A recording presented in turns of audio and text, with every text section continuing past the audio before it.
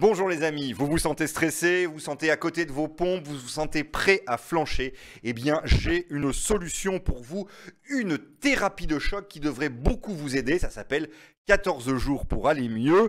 C'est la promesse qui est aussi faite au protagonisme de ce film qui sort en salle le 6 mars. Mais c'est aussi ma promesse à moi, et encore cela devait être beaucoup plus rapide. Je crois que vous irez mieux tout de suite tant cette comédie est drôle dans son écriture et dans sa mise en scène. Maxime, joué par Maxime Gasteuil, cadre stressé par son boulot, sa famille, et en particulier Beau Papa, joué par un Bernard Farcy totalement jubilatoire, finit par craquer, finit par flancher, et en guise de punition, il se retrouve emmené par son beau-frère, joué par Romain Lancry, le beau-frère s'appelle également Romain dans le film, dans un stage de remise en forme pour personne en quête de sens, et surtout en perte totale de repères. Autant vous dire que le contexte est sympa. Maxime se retrouve dans le fin fond du trou du cul du monde, sans téléphone, sans tabac, sans alcool, sans gluten, la grosse poilade, la grosse bamboche. Le tout au milieu d'une brochette d'allumés, de paumés, d'excités qui confient leur sort à deux gourous, des clairvoyants, des gens qui soi-disant lisent dans les pensées et qui utilisent des méthodes peu orthodoxes pour faire du bien en appuyant où ça fait mal. Une comédie qui n'a d'ailleurs pas laissé le public du Pâté-la-Valette indifférent lorsque Maxime Gasteuil est venu présenter récemment le film. On en regarde un extrait. Vous n'allez pas le comprendre tout de suite, mais ça va vous faire du bien. Alors, pas besoin d'être Freud pour voir que Stéphanie a des problèmes avec la sexualité.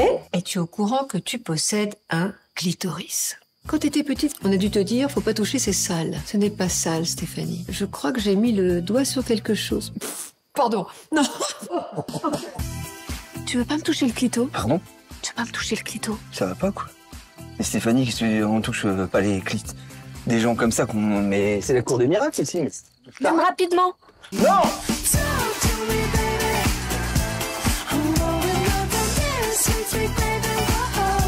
Et on enchaîne avec un film très délicat, Il reste encore demain, c'est le film événement qui a provoqué un raz-de-marée de spectateurs et de spectatrices en Italie. Ils sont déjà plus de 5 millions de l'autre côté des Alpes à l'avoir vu. Il reste encore demain, il y a même détrôné l'excellent La vie est belle de Roberto Benigni. On plonge dans ce film dans la Rome de 1946, juste après la fin de la guerre, les espoirs que la paix suscite, mais les difficultés d'un pays traumatisé qui doit se reconstruire. Paola Cortellesi, autrice, réalisatrice et interprète principale du film, campe une mère de famille sous l'emprise d'un mari violent. Son quotidien semble bouché lorsqu'un jour elle a le déclic et voit la lumière au bout du tunnel, lumière qu'elle va suivre pour tenter de s'émanciper de la domination dont elle est victime. Le film montre combien il est difficile à l'époque pour une femme de s'assumer seule et de suivre son propre chemin, mais entend résonner aussi dans notre monde contemporain. C'est un sujet très actuel, superbement féministe, réalisé en noir et blanc, comme pour donner davantage de profondeur, davantage de relief, mais aussi de gravité au message qu'il nous passe. Il reste encore demain réussit un magnifique numéro d'équilibriste, entre drame et légèreté, teinté de grâce et d'humour. Se può sapere che c'hai in quella testa vuota, te? Sta zitta. Mannaggia, tu pensi a portare i soldi a casa da una manastia incapace di tua madre.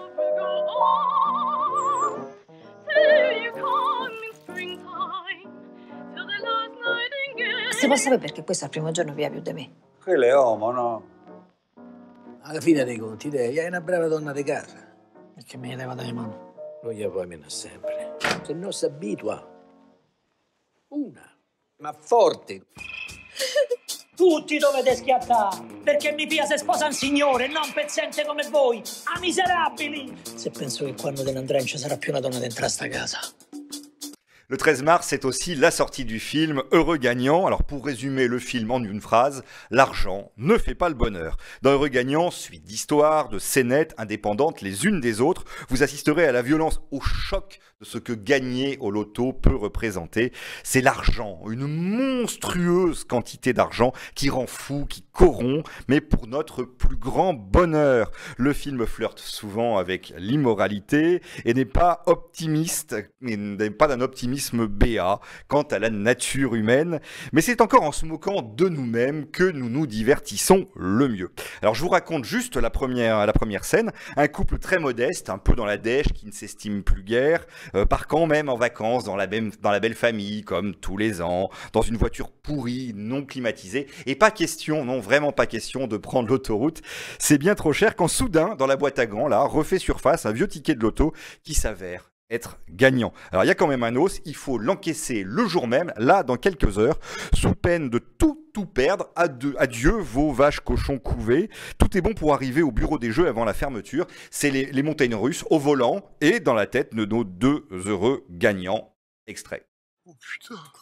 Quoi, c'est combien? Qu'est-ce qu'il y a? 5 millions! 5 millions! On va avoir la vie qu'on mérite avec 5 millions! Bienvenue au tirage top million de ce jeudi. Allez, c'est parti pour le tirage de ce soir. Ah, moi riche que je me casse de ce mouroir. Avons-nous ce soir un heureux gagnant? Le 13! Le 13! J'arrive pas à réaliser, j'ai pas dormi de la nuit. Et oui, nous avons un grand gagnant ce soir. On a gagné 60 millions. Ben non, c'est pas notre ticket.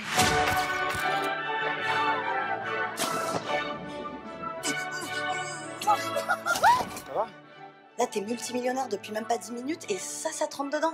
Tous ces films et bien d'autres, une trentaine de films au total, plus d'une trentaine de films au total, seront à l'affiche du prochain Printemps du cinéma qui se tiendra du 24 au 26 mars prochain. Et comme tous les ans, c'est très simple, 5 € la place.